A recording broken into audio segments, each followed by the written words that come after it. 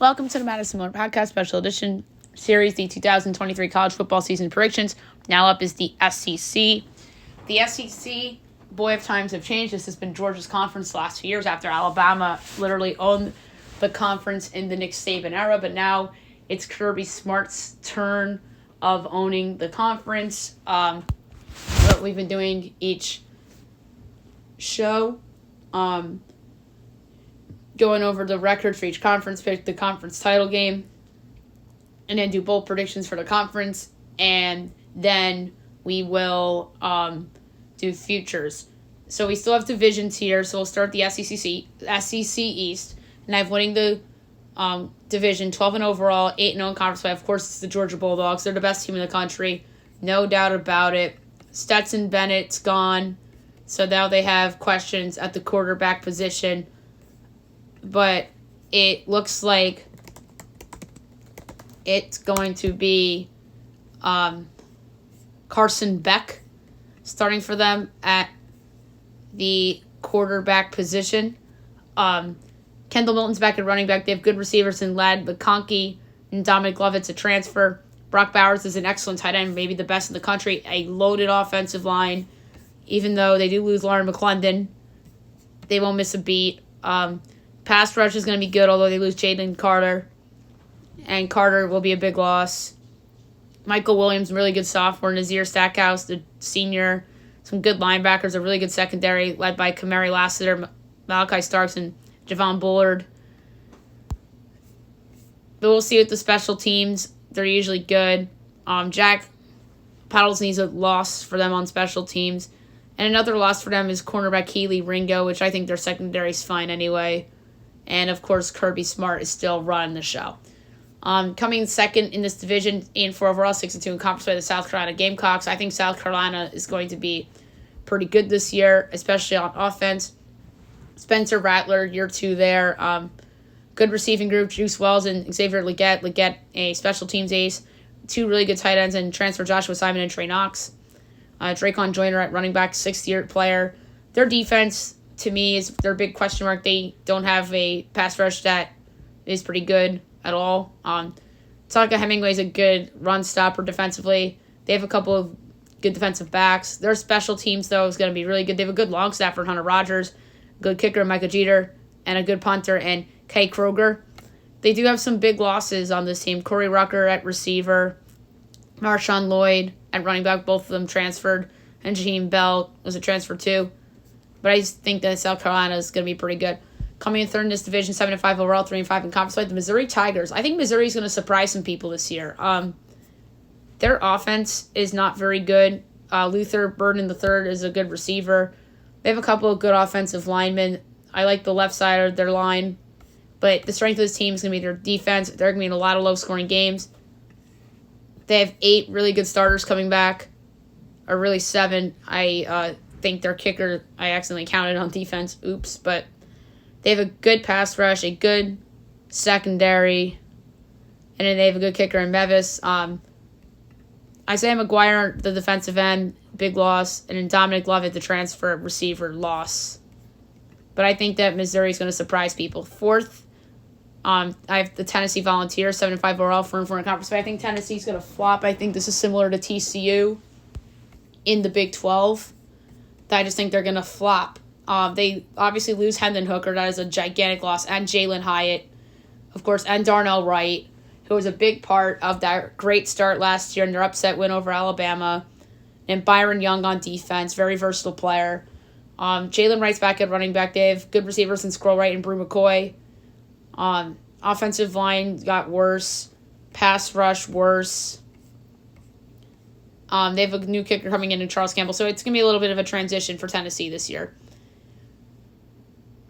5th in the conference, 6-6 overall, 3-5 in conference play, the Kentucky Wildcats. I think Kentucky is going to be spicy this year in terms of where they may show up and where they may not show up.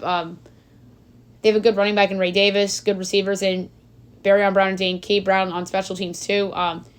Offensive line has some questions. They have good linebackers.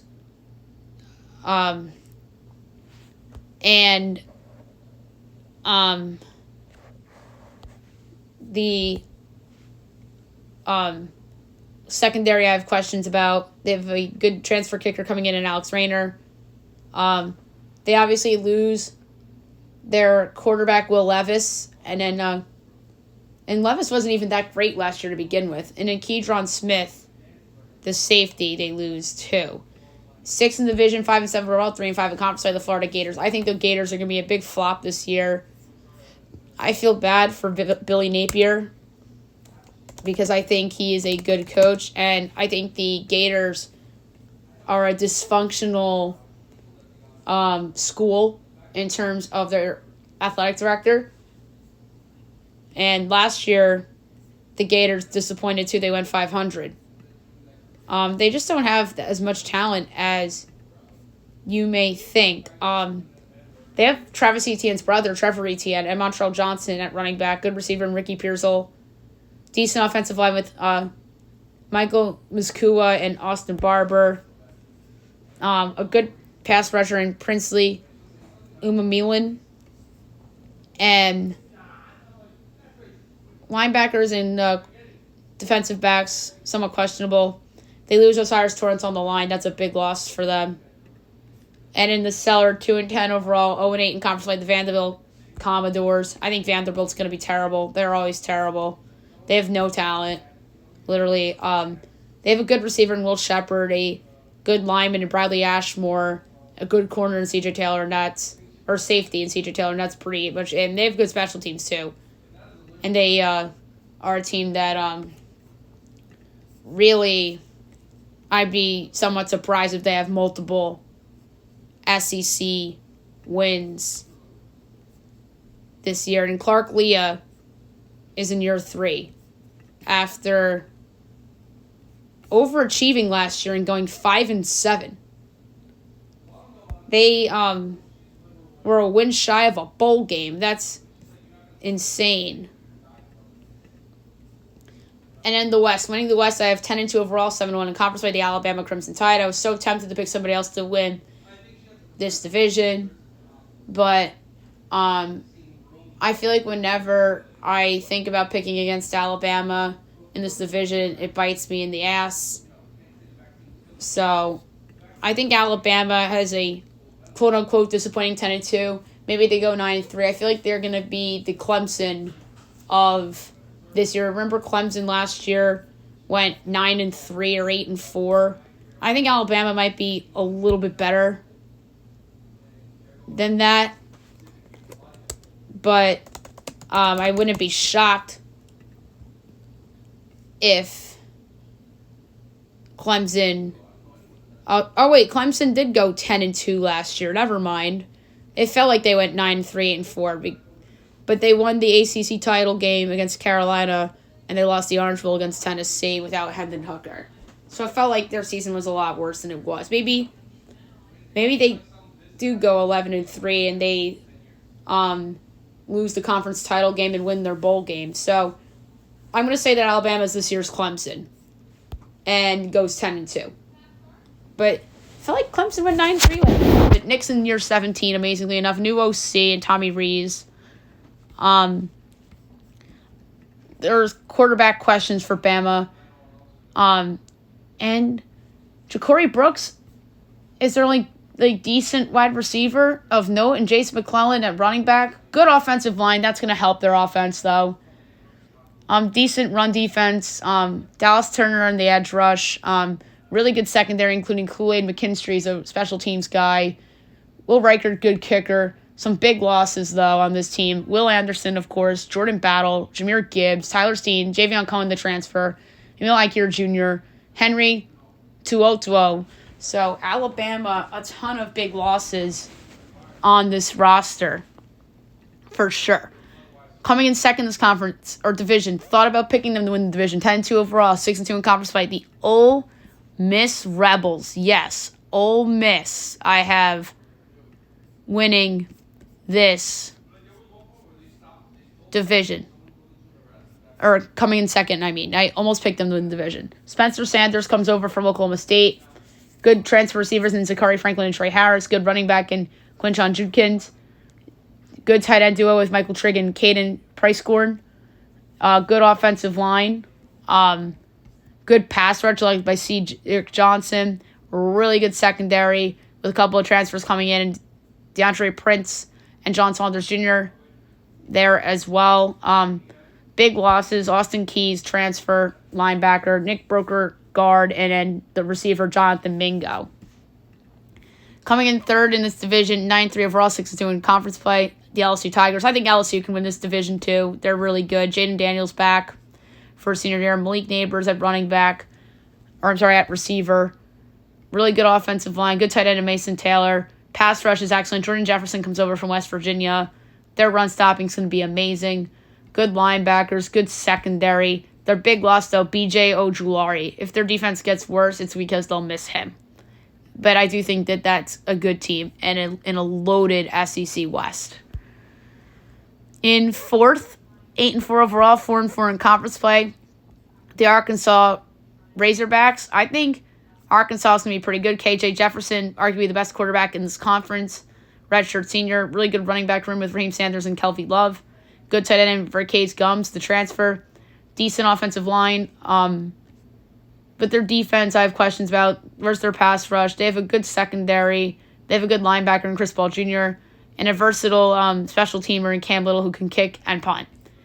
Big losses include Drew Sanders, the linebacker, Ricky Sternberg, the center, Jake Bates, the kicker, Bumper Pool, the linebacker.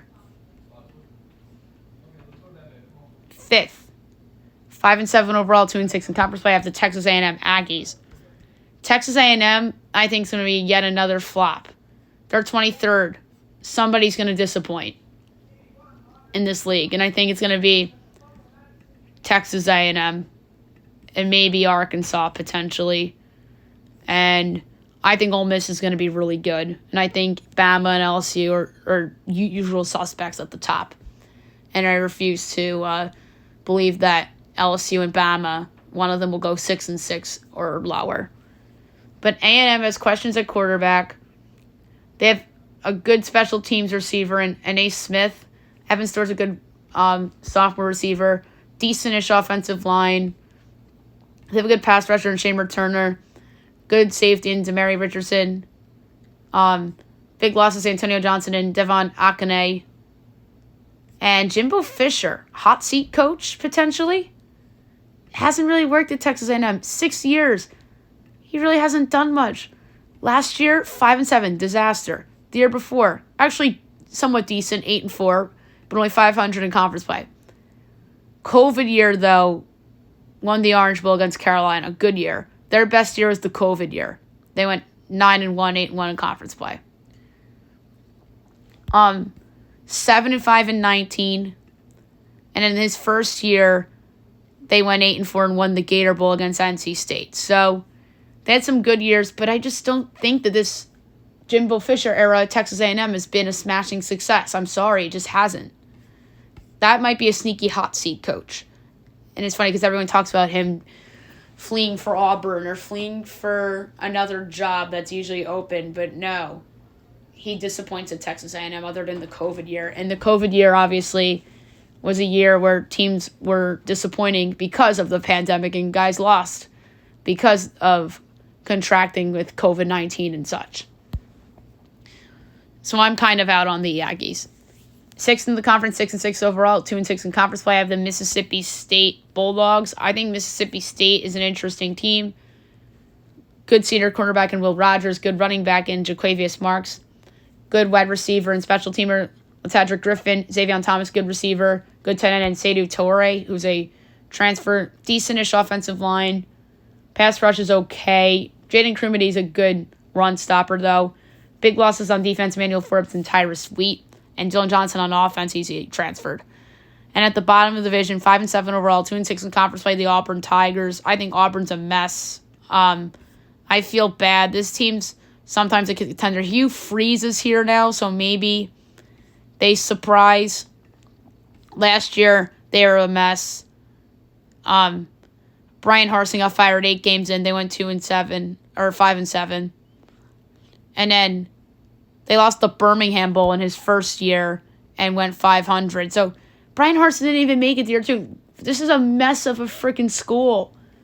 And Malzahn had a better tenure than given credit for because he made the title game the one year and got that Auburn team to overachieve in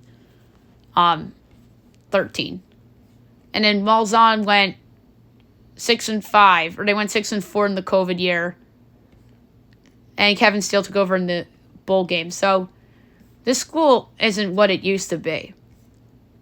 Questions at quarterback. Good running back and return specialist in Brian Beatty. Jarquez Hunter's good. Jerry Shorter, good transfer receiver. Good transfer sign in Rivaldo Fairweather. It comes down to these transfers and how they pan out. Good corner in DJ James. They lose Derek Hall on defense. All right, SEC title game. The Alabama Crimson Tide against the Georgia Bulldogs again. So, obviously, in 2022, Georgia beat LSU. Alabama didn't even make the conference title game last year. They destroyed Alabama in the SEC title game. Or, I'm sorry, Alabama destroyed them in the SEC title game, and then they had revenge against Alabama in the title game in 2021. And that was Kirby's 6th year. Now Kirby's in year 8. And then they were not in the SEC title game the next year. That's because it was the COVID year. Bama won the title in the COVID year, but that did feel like a real title because it was Alabama. If it was anybody else, everyone's like fake title. But, of course, no one's going to say fake title to that because it's Alabama. And then 2019 lost the SEC title game to LSU. That was a quote-unquote down Bama year. Or maybe that was the year they made the playoff that lost to... did they lose? Oh, no, Alabama had 2 losses. They didn't make the playoff that year. Yeah, Georgia came in 4th that year. So, they lost the SEC title game and won the Sugar Bowl, so they didn't make the playoff that year either. Or they did. Was the Sugar Bowl in 2019 the college football playoff? No. Oh, it was a college football playoff game. It was Baylor against Georgia, and then Georgia won.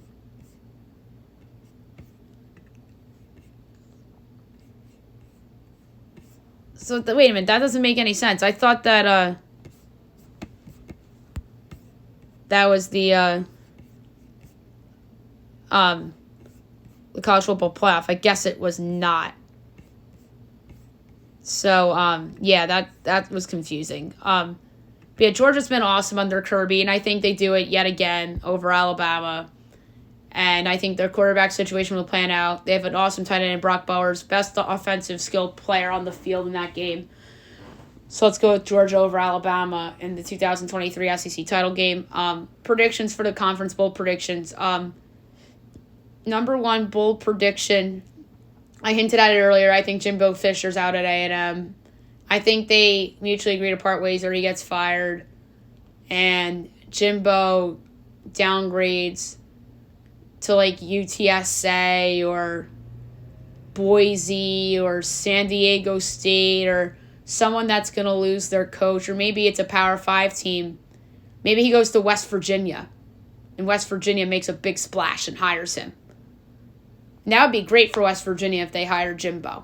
And I think that would get that fan base excited. I'm not calling him the West Virginia, but I think it can't be ruled out. Because I think that athletic department wants big things and wants that fan base to get their minds off of the Bob Huggins situation and really wants some big star power coaches in there like they did with Huggins. And then even Dana Holgerson kind of became that, and they had Rich Rod. So maybe Jimbo ends up there. Maybe Jim goes to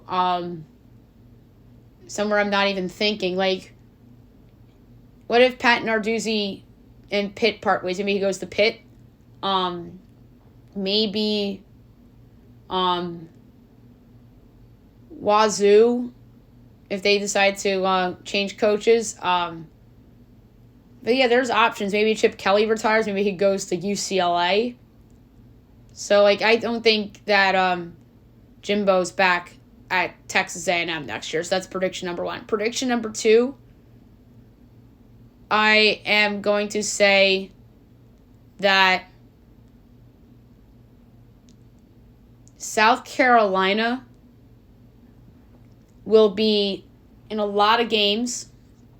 They'll come darn close to beating Georgia. They'll come darn close to beating Clemson, but they'll find ways to lose games, probably on the defensive side of the ball.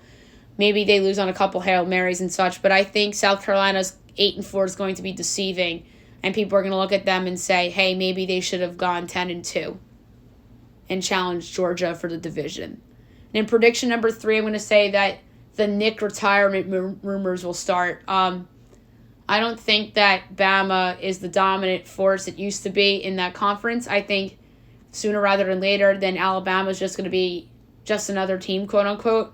People are saying that about the Yankees in baseball right now, which they might end up becoming that as well. The Dallas Cowboys in football may end up that as well. The Lakers saved themselves by getting LeBron and winning that title in the bubble. Duke might become that if they don't win under John Shire. But I think Alabama might be on their way to becoming that if they don't win back the recruiting wars with Kirby Smart in Georgia. So I think that the Nick retirement rumors will start to swirl. All right, now the futures. All right, we'll start with the win totals.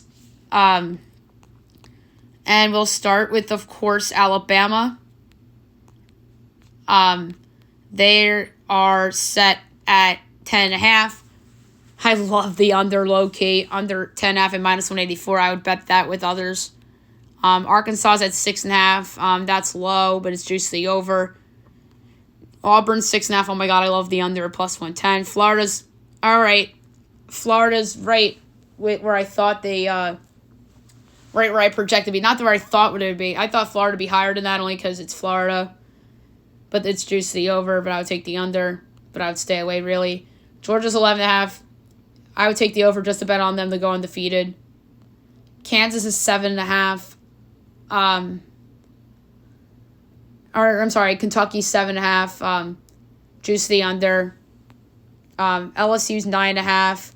Over's minus 114. Under's minus 106. If you take the over, you're betting on them to be in a New Year's Six Bowl and potentially make the playoff. You're betting the under. You're betting on like a close loss here and there, and I have them at 9-3, so I'd stay away. Miss State's at 6.5. I have them at 6 wins, so that's a stay away. Missouri 6.5. I have them at 7 wins, so their win total is higher than I expected it to be, but it's juiced the under, so that over 6.5 is interesting. Ole Miss is 7.5. Over's minus 122. Under's even money. Oh my God, do I love that over. And even though it's juiced minus 122, I would absolutely take it. South Carolina's 6.5. Over's plus 144. Under's minus 178. I absolutely love that over. Tennessee's 9.5. Oh my God, I love that under. And I have them at 7. So under 9.5 is one of my favorites, even though it's heavily juiced. Texas A&M is way too high at 8.5. I love that under as well. And under is juiced too. Vandy's at 3.5. And I have them at 2 wins, so under 3.5 plus 140. There's a lot of totals I really like. But I gotta be honest, I love Spencer Rattler. So my favorite win total is South Carolina over 6.5 at plus 144. Absolutely love it. And all the unders I like are juiced. Although the Ole Miss over I love too. All right. Let's do the divisions.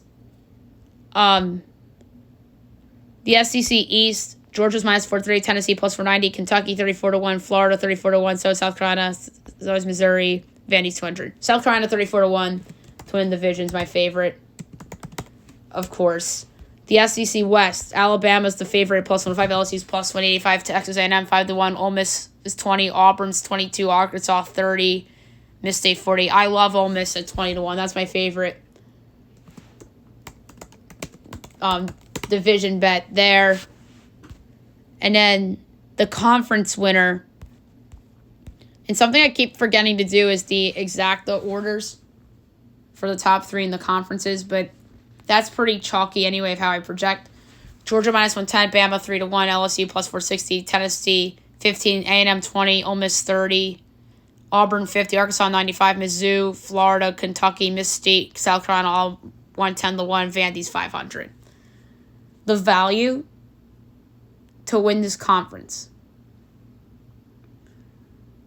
for me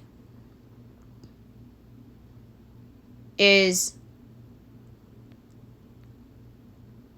believe it or not, you could argue Missouri and Tennessee for value, or not Tennessee. You could argue Missouri for value and Arkansas for value at 110-1 and 95-1 each. South Carolina 110-1 is my favorite from a value standpoint, but then again, that's just like donating money to FanDuel. So Ole Miss at 30-1 is my other favorite value bet, although it's very close to the division number, but I do think that there's value at 30-1 to win the conference as well. And the reason why those numbers are so close is because the West is more open than the East this year, obviously, in the SEC. All right, so there you have it for the SEC. Next up will be the Group of 5 show.